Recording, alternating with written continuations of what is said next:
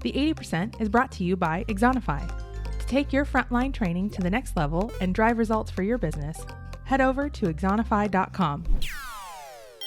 Episode 4, A Global Perspective, recorded on Wednesday, May 13th, 2020. The workplace is evolving faster than it ever has before. So we've talked about the pace of disruption and the pace of business. Man, we had no idea, right? Disruption is pushing organizations to rapidly adopt new ways of working. It's a different way of viewing the world for everything, not just learning, but for everything we do at work. And frontline employees especially are being challenged to keep up with the accelerated pace of change. We have been stuck in this way of doing business for 150 years, and everybody knows it, and everybody talks about it.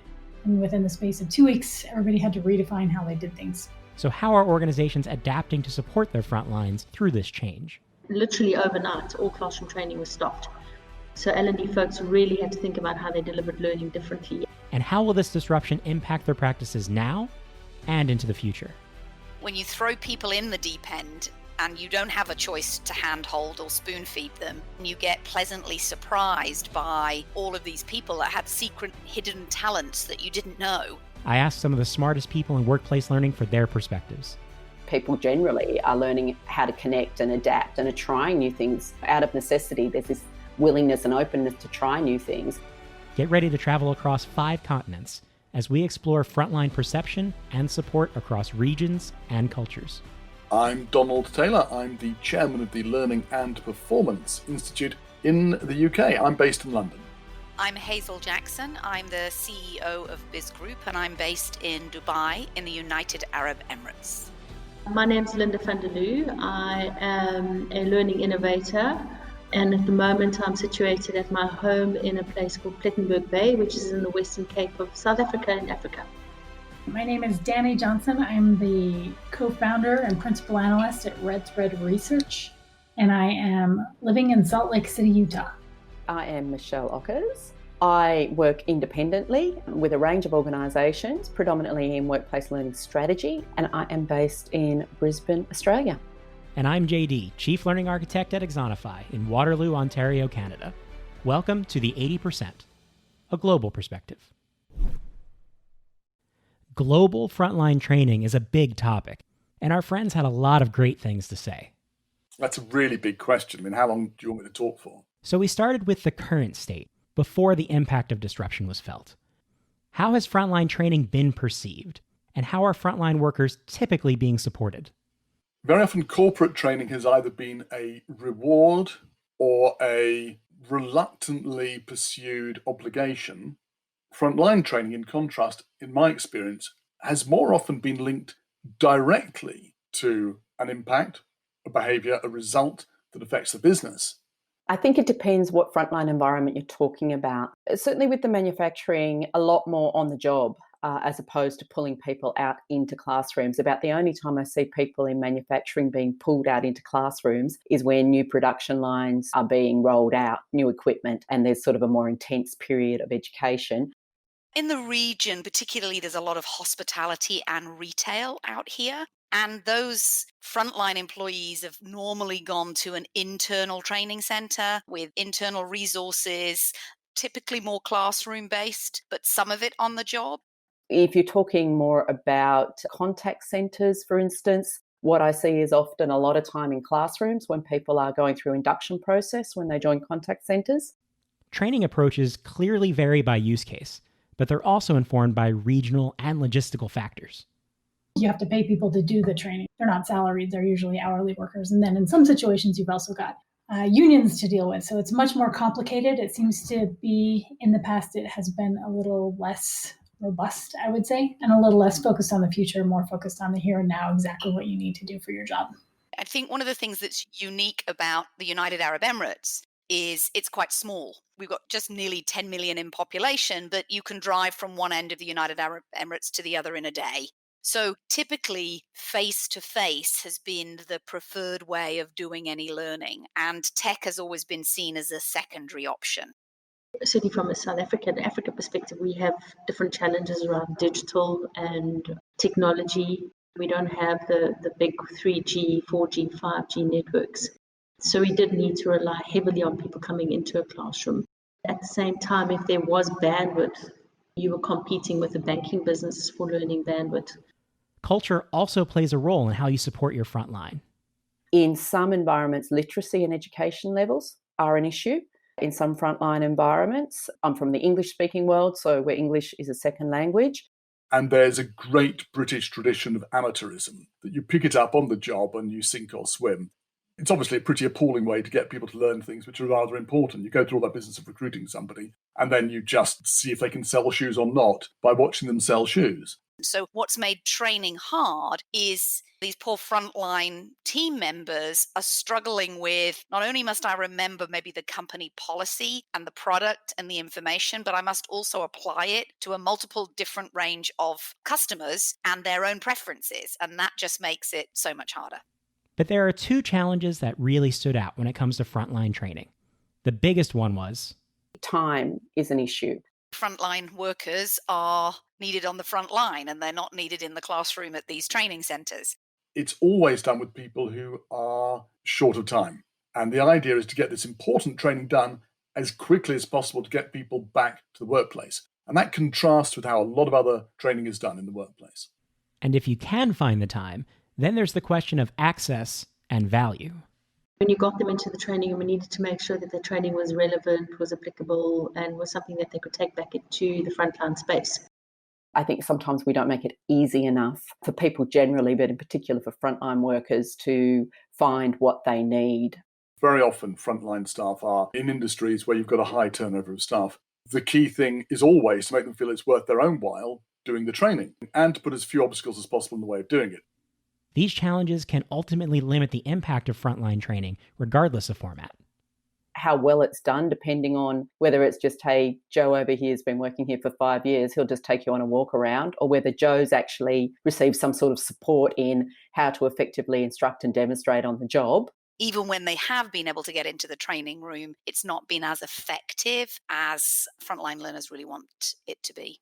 And there can be a burn rate. They get to 3 or 4 weeks in a classroom and they're like, I don't know that I want to do this. It's all too complicated for me, and not enough time early on the tools in the real world. And then the pandemic hit, and every part of the frontline experience was disrupted.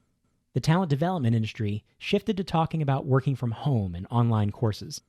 But did they include the unique needs of the frontline workforce right away? No, I haven't. I mean, a lot of frontline workers have been furloughed in several of the industries, and so I haven't really seen a lot come out about frontline workers, and particularly in this context.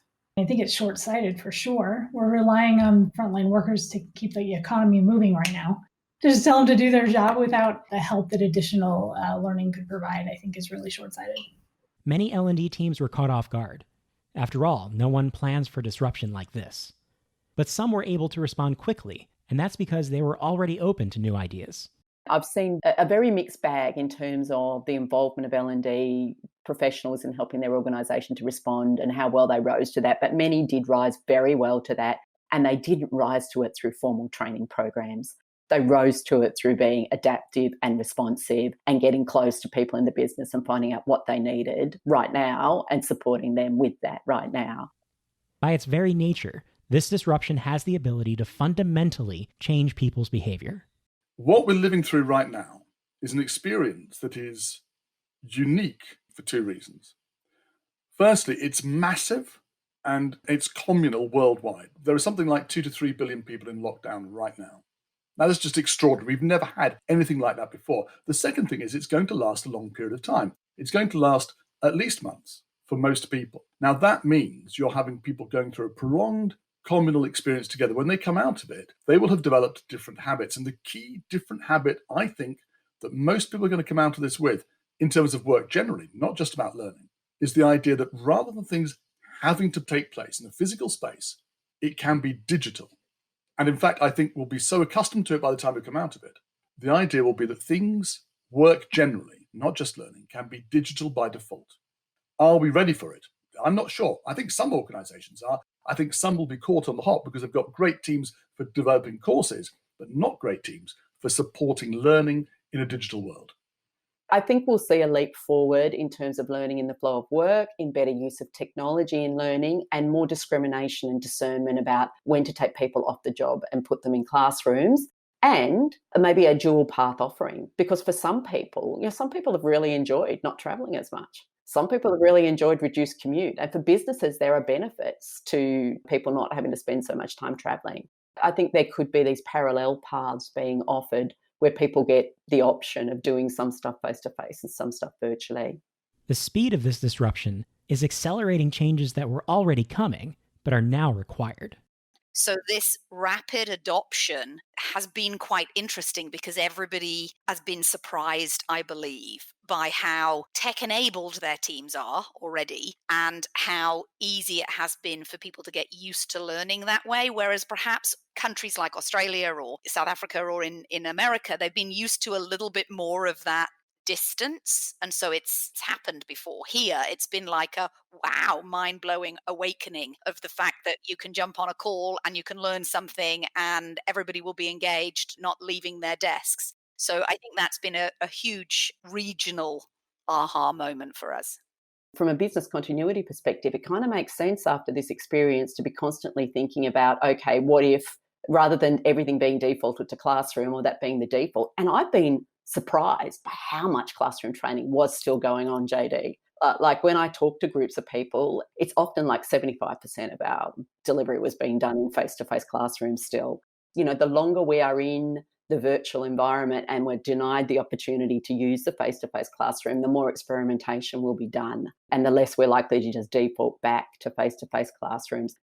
And one of the biggest challenges that I've seen, or one of the biggest shifts that I've certainly noticed, is it's not a cut and paste from what you did in a classroom to a cut and paste to what you're doing in the virtual. That's a massive shift from a learning perspective, both as the learner and as the delivery of learning. And I'm not sure we're getting it right, to be honest. I think we are just doing the cut and paste.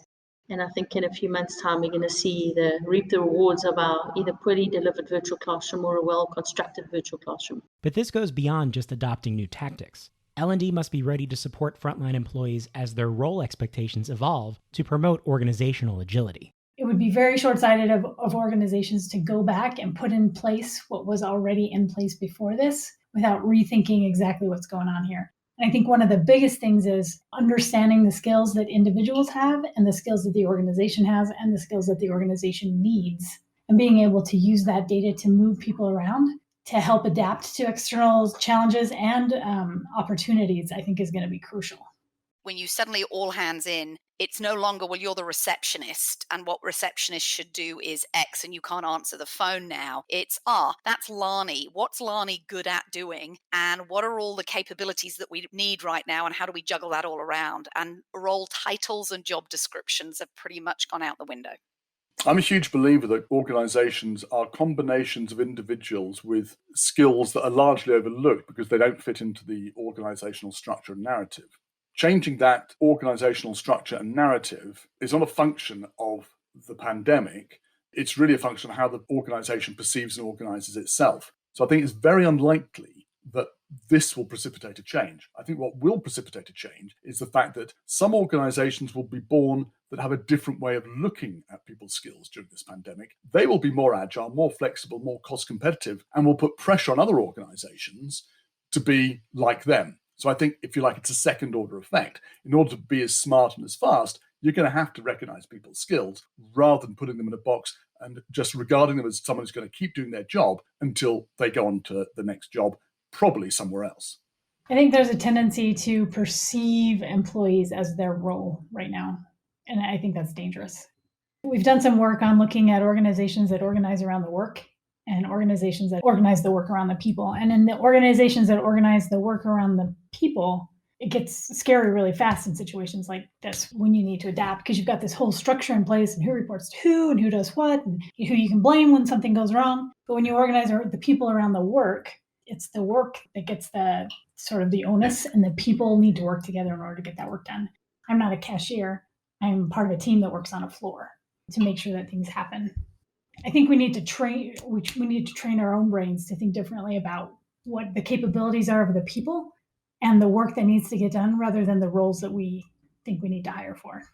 This focus on individual knowledge and skill is going to require learning to be a constant in the frontline working experience. It's also going to require strategies that can help people quickly learn more and more complex skills, even in traditional frontline roles. Increasingly, as frontline skills become digitalized, if you like, because people are doing a job not just face-to-face, but also partly online, is that the quality and the sophistication of the work people need tends to increase. So I was talking to somebody recently who's in the financial sector. They're dealing with a high street bank, and the high street banks are not typically open. But the people who are still having to deal with, in fact, the phone desks are overloaded, so they're still dealing with queries. The knowledge set that people have to have about the company's products, the level of sophistication of dealing with people who are in really quite difficult circumstances often, has had to increase. And so what you've got is people suddenly having to step up, do things digitally, either on the phone or via chat, with people, which is more demanding often than they've had to do in the past. And I don't think that will go back, because getting people to deliver this service online is almost always going to be cheaper and more effective than getting people to do it face-to-face. So I think that increasingly, many frontline jobs are going to have a digital component, and there'll be a requirement for those people to be more skilled than they have been in the past. One is around this whole concept of self-leadership, in how frontline workers might have been before trained on do this, say this, follow the rules. Now they're actually saying you need to take more responsibility for your own safety, for your customers' safety. You need to call out if colleagues are not doing the right thing. And so we're almost teaching them that self-leadership, which I think is really fascinating to see how the roles are reversing. When you combine this increased complexity with the pace of business and disruption, it becomes even more important to help people focus on learning the right things and not wasting their limited time. In a world where we're at now, where you're not seeing people face to face and you can't really judge body language and how people are genuinely feeling, is we need to be very clear around the GPS or the global positioning system or tracking system we give learners, because they could quite quickly go down a road of learning the wrong skill that's going to make them irrelevant going forward. I think our whole perspective of training has changed. It needs to be faster. It needs to be highly relevant to a situation that somebody might be in right now, or something that they can take away and practice and do. We've always known that, but there's been more flexibility for a bit of fluff, or opportunity for a bit of extra time doing this exercise that didn't necessarily really help. So I think with this speed, we will find quicker ways to get people to where they need to be, and more of what do they really need right now versus how much are we stuffing into programs and so on that maybe they can self-help to, or maybe we bring them back down the track. But I think we will find ways, because we now see what we are capable of in terms of how quickly we can do some stuff. We'll find ways of doing that. I like to think that some of the decision making will be a little more devolved, that there'll be a bit more empowerment, because people have been released to make decisions more quickly. I also think there's been pressure coming from all the free content that's out there, these libraries of availability, where it's overloading and it's confusing. So to differentiate when you're speaking to the frontline, you've got to cut through all of the stuff you could go and learn and try and make sure that you're delivering exactly what they do need to learn for this day, this week, this new update. So I think there's been a lot of clearing away the clutter and getting a lot more focused. And I think that's not going to change, because it was long overdue. The people who support the frontline have a mandate. People need their help to do their best work in a challenging situation. That means you don't always have to wait for permission to try something new. Employers that are taking training seriously, it doesn't usually come from the top, except in a few cases. Usually there's somebody in the learning and development department in that organization who's got a real zest and a drive for it, who transforms stuff and then nobody notices, and they keep transforming stuff and then eventually they notice. Ultimately, the best way to understand what the frontline needs is to get out there and ask them. So I've been in the learning game for a long time, and one of my favorite fallback comments is walk 2 days in the shoes of your learner. I think if we can do that, we certainly will be a long way forward in terms of how we give people that safety. We don't understand what it's like to have to face off frontline. And if you can walk 2 days in the shoes of your learner, I think that from an L&D perspective, you'll have a lot more perspective of what the requirements are. Certainly working across Africa, we have some very interesting cultural challenges, and lovely cultural challenges, in fact. When we talk about walk 2 days in the shoes of your learners, walk 2 days in the shoes of your learner who is maybe English isn't their first language. Maybe they don't have safety, security that you think that they have in terms of being able to face off to customers. And often I've seen, and certainly maybe from our African colleagues, is when we put that in place in learning programs or learning experiences, you have a very different learning solution that is crafted by the L&D folks. And there's a growing realization that you cannot support people sitting at your desk in a corporate office. You have to get out and understand their world, their workplace, and what's going to work for them, given their constraints and the demands on them, and what sort of people they are and how they work. So the going to Gemba is a really big theme for me that I'm hearing a lot of lately. We all clearly recognize the people on the front line as heroes right now, but the impact they have on our everyday lives will not stop when the pandemic is over. Organizations must take this opportunity to put the tools and mechanisms in place to make sure our heroes get the support they need and deserve long term. So I think as long as companies see learning and investing in those frontline staff beyond COVID-19, when lockdown is over and we've all got back into work, as something that they could measure the results and the contribution that training gave them, then I think it will continue. Not all companies know how to do that, though. So a lot of them are still kind of like, here's the library of content. It's all available to you. You've got access for anything you like. And whether you participate or not is not monitored. Those that are doing a good job of using the right tools to monitor and track and recognize learning that makes a difference, I think will continue to invest in that. We all go out on the balconies here and we clap everybody on Thursday evening at 8 o'clock in the UK. And I think that's great and I do it. It's also important to remember that it's not just people in the emergency services doing this. As you say, we've got people all over doing a really important job, whether it's menial tasks that go unnoticed most of the time or something else. And I think those people need to be recognised as well. And I do believe that we should be recognising these people after the pandemic is over in a year's time, and recognising also the people who've lost their lives in those frontline jobs, because they deserve to live on in our memories. I'd like to thank our panel of global workplace learning experts, Don Taylor, Dani Johnson, Linda Vanderloo, Hazel Jackson, and Michelle Ockers, for sharing their insights and experiences with us for this episode. But our global story is far from over. Tune into our next episode to hear more from our expert panel as they share stories and practical examples of how some of the ideas they discussed today are coming to life on the front lines. To make sure you catch this episode and listen to even more frontline stories, you can subscribe to the 80% on your favorite podcast app. You can also find all of our episodes online at axonify.com/podcast. Until next time, be kind to the frontline. That's great. That's all we have time for now. Going to take you through to 3:30 now with JD on the Smooth Sounds here on